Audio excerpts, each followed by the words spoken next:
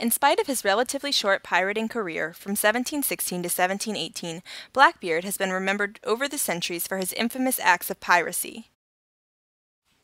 For 2 years, Blackbeard terrorized the Atlantic colonies and the Caribbean, creating a reign of fear wherever he struck.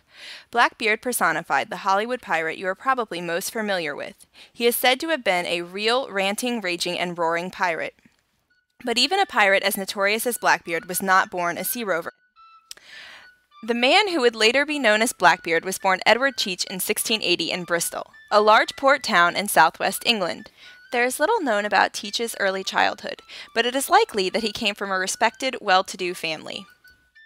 Teach entered into maritime ventures around the age of 20. He became a deckhand on a ship where he participated in government-sponsored piracy, which was known as privateering. The privateers captured gold and goods from other countries and handed over some of the profits to the English government.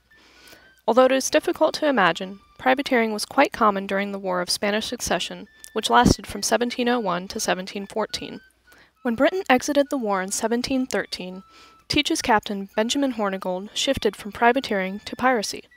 Piracy was like privateering, except the pirates kept all the gold and goods they captured for themselves, rather than allotting some to Britain. Hornigold's ship was a French slaving vessel called La Concorde, and Hornigold based the majority of his pirating ventures in Jamaica and the Caribbean. It is said that because of Teach's uncommon boldness and personal courage, he became Hornigold's personal apprentice aboard La Concorde.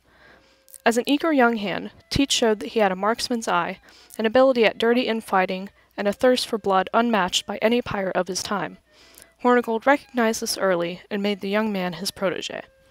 Despite the fact that Hornigold had been an invaluable mentor to Teach, a mutiny aboard the Concorde replaced Hornigold with the young Teach in 1717.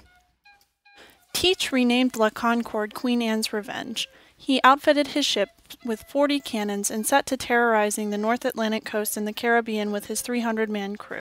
In addition to changing the name of his ship, Blackbeard personalized his vessel by flying a unique and identifying flag known as a Jolly Roger.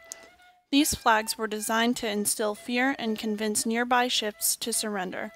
It featured a horned skeleton with both hands outstretched. In one hand there was a sand glass thought to mean your time was running out. The other hand clenched a dagger aimed at a heart dripping blood. This is thought to have signified that without surrender a painful death was in your future. Although no one knows exactly when Teach adopted the nickname Blackbeard, it was under this alias that Teach truly made a name for himself. Captain Charles Johnson, Teach's first biographer, stated that Blackbeard was appropriately named because he had a large quantity of hair, which, like a frightful meteor, covered his whole face and frightened America more than any comet that has appeared there in a long time. He often braided his beard into little pigtails and then tied the ends with small ribbons in a variety of colors. On days when Teach expected conflict, he would braid hemp into his beard and light it on fire so it appeared that his head was smoking. His appearance, like the many stories that were circulated about him, created an aura of fear and mystery. He was a tall, broad-shouldered man with thick, bushy eyebrows to match his epic beard. He typically wore all black, but sometimes donned extravagant and colorful coats of velvet or silk. He was known to carry 7 tiny pistols and daggers in case of unexpected conflict. Surprisingly, Blackbeard only used his weapons when he was provoked, and he was not a merciless pirate. For example, he did not kill those who willingly submitted to his authority.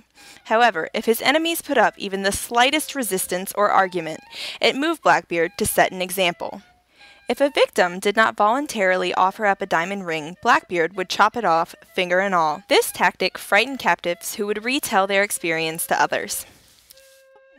Blackbeard's fear and intimidation tactics worked, and most people surrendered before combat was necessary, allowing him and his crew to capture even more unsuspecting vessels. In fact, it seems that as evil as Blackbeard appeared, he still held himself to a moral code, as twisted as it may seem to us. One of Blackbeard's most notorious crimes was his multi-day blockade of Charleston, South Carolina. For days, Blackbeard commandeered any vessel which dared to sail in or out of the harbor, bringing commercial interests to a standstill. He sent a couple of his prominent prisoners ashore with demands for medicine to heal his sick crew. The blockade climaxed when Blackbeard's ships sailed into the harbor with all of their guns loaded and ready to fire if his demands remained unmet. This time, like many others, Blackbeard got what he wanted. But Blackbeard did not work alone. Ironically, prominent colonists facilitated his pirating ventures. The governor of North Carolina, Charles Eden, was one such ally. Eden pardoned the pirate in 1718 and granted him the opportunity to become a privateer. Eden's association with Blackbeard betrayed the wishes of the North Carolinians, who were forced to approach the Virginia governor Alexander Spotswood. He entreated his colony to assist in the capture of Blackbeard. Even as forces were gathering against him in Virginia, Blackbeard and his men were throwing the pirate party of the century, drinking and dancing for days. Other pirates are also believed to have sailed in and out of Ocracoke to partake in the festivities. Unbeknownst to Blackbeard, a convoy headed by Lieutenant Maynard was on their way south from Virginia with the sole purpose to capture and kill Blackbeard. Lieutenant Maynard and Blackbeard finally met on November 22, 1718. The meeting began innocently enough. Blackbeard and his crew camped out on the Ocracoke Inlet on the Adventure, where they sighted an unidentified vessel, yet did not react. Instead, Blackbeard continued his lavish partying with his crew.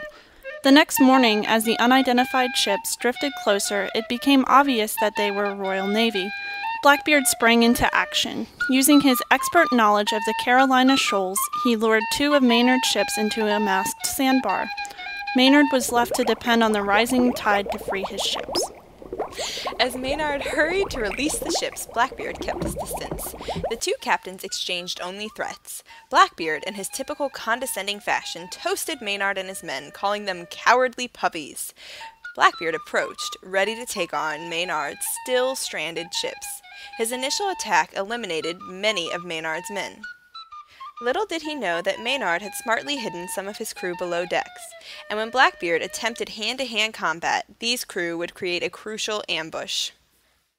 As the pirates jumped on board ready to take over the ship, Maynard's men emerged from below decks to fight them. Immediately, Maynard and Blackbeard approached one another, exchanging a flurry of bullets. Although Blackbeard's shots missed, one of Maynard's was better aimed. However, this shot alone was not enough to bring the pirate down. Blackbeard pulled out his cutlass and swung at Maynard's sword, breaking it. As he prepared to swing at Maynard again, one of Maynard's men struck him in the neck. Blackbeard fell onto the deck, dying. Upon Blackbeard's death, the rest of his men forfeited the battle. Some jumped overboard as the Royal Navy shot at them. A few men remained on board the Adventure, but Maynard's crew subdued them. Then Maynard's men found more of Blackbeard's crew, gold, and other treasures in the ship's hold. Maynard severed Blackbeard's head and tied it to the bowsprit of the Adventure. Upon returning to Virginia, he left the skull posted on a stick on shore. This served as a warning to others not to follow in his footsteps. Blackbeard remains perhaps the best-known pirate in history. He is mentioned in the classic novel Treasure Island, and characters based on him are featured in popular films such as Pirates of the Caribbean. Though Blackbeard was only a pirate for 2 years, his legacy has far exceeded his lifetime, and he will forever be remembered as the world's most notorious pirate.